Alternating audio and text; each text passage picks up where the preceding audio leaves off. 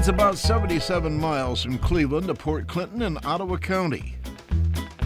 Even if it's a gray, rainy day, there's a lot of exploring to be had here at the gateway to the Lake Erie Islands.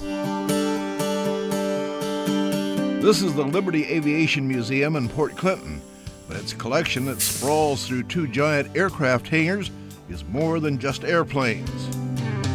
We primarily call this the working hangar because we're now restoring the Ford TriMotor in this hangar.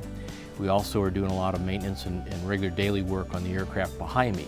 The aircraft behind me are operational and they are flying out of here on weekends throughout the summer. Now you've got some German tanks, it looks like. We have a couple German tanks, reproduction tanks used for reenactments.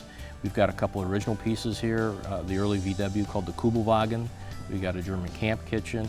We've got the half-track made by the White Company in Cleveland, Ohio. Went to World War II and it was also used by the Israelis in the 1967 war. Everything here has a story behind it. Everything's got a story here.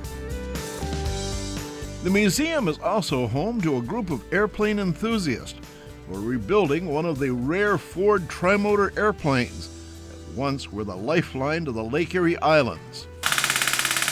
Visitors are encouraged to donate $1 and learn how to put a rivet in the historic aircraft. Hang on, here we go. Doug Moore is the chief mechanic of the TriMotor. It's all being done by volunteers except for myself and one other individual who is making our flight controls, and he is working up in Vicksburg, Michigan. Estimating by the amount of work that's getting done right now, it'll be somewhere between 5 and 6 years. And here's a surprise, this museum has its own diner. Welcome to the Tin Goose. Just like diners of the past, they serve wonderful handmade milkshakes.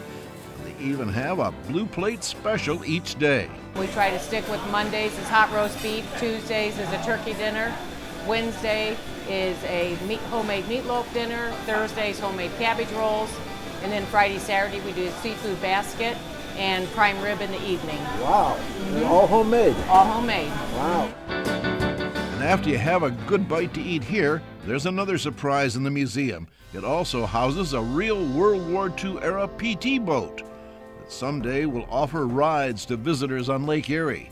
We've got the engines in it, and the drive shafts is getting hooked up to that coupling device.